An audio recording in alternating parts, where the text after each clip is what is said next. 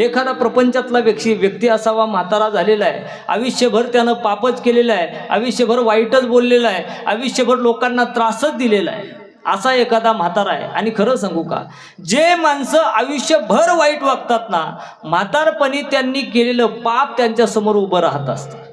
म्हातारपणी त्यांनी केलेलं जे पाप आहे ना, ते रोगाच्या कशाच्याही रूपाने उभं राहते. आपण सुंदर महापुराणामध्ये पहिल्या दिवशी कथा ऐकली देवरात नावाच्या ब्राह्मणाची. आयुष्यभर पाप केलं, शेवटी त्याच्या अंगामध्ये किडे पडले. अंगामधून रक्त पू व्हायला लागला त्या ब्राह्मणाच्या. घमघम घमघम वास यायला लागला संपूर्ण गावामध्ये. गावकऱ्यांनी गावाच्या बाहेर काढून दिला. आयुष्यभर जर पाप केलंय ना आपण, म्हातारपणामध्ये ते आपल्या समोर येते. एक असाच म्हातारा होता, आयुष्यभर पाप केलेलं, आयुष्यभर वाईट वागलेला. कधी कुणाच्या सोबत चांगला नाही वागला, ना घरातल्याच्या ना दारातल्याच्या. वय झालं, म्हातारं झालं, असे वाईट वागणारे जे माणसं असतात ना, म्हातारपणी त्यांची घरामध्ये व्यवस्था होत नाही. दादा, घरामध्ये अशा माणसाला कुणी पाण्याचंही विचारत नाही. वैतागलं एक म्हातारं. घरामध्ये सुना बोलतायत, लेक बोलतायत, घरामध्ये कोणत्याही प्रकारची किंमत नाही आहे.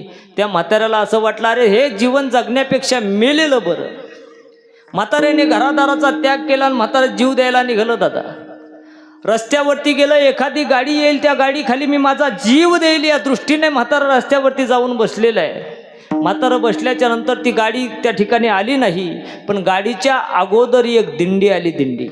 त्या दिंडीमध्ये म्हातारं पंढरपूरला जायला निघालं. ऐका ना दादा, आयुष्यभर वाईट वागलेलं म्हातारं, पण म्हाताऱ्याने दिंडीला म्हातारं समर्पित झालं.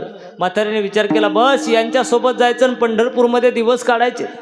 ज्या म्हातारं दिंडीमध्ये निघालेलं आहे, गेल्याच्या नंतर 4-2 दिवसांनी त्या दिंडीतला एक विनेकरी आजारी पडला.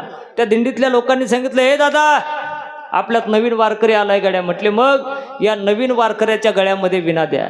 अत्यंत वाईट वागलेलं म्हातारं, त्याला फेटा नेसवण्यात आला, त्याला धोतर नेसवण्यात आलं, सुंदर गुरु शर्ट त्याच्या अंगामध्ये परिधान करण्यात आला. म्हाताऱ्याच्या गळ्यामध्ये माझ्या ज्ञानोबराय तुकोबरायचा विना देण्यात आला. दादा ऐका ना, आयुष्यभर वाईट वागलेलं म्हातारं म्हातारपणात का होईना माझ्या ज्ञानोबरायच्या दिंडीमध्ये समर्पित झालं. त्या म्हाताऱ्याला घरी कुणी पाण्याचंही विचारत नव्हतं. लोक त्या म्हाताऱ्याचे सुद्धा पाय धुवून पाणी प्यायला लागले. महाराज, कशाची ताकद आहे ही? संत संगतीने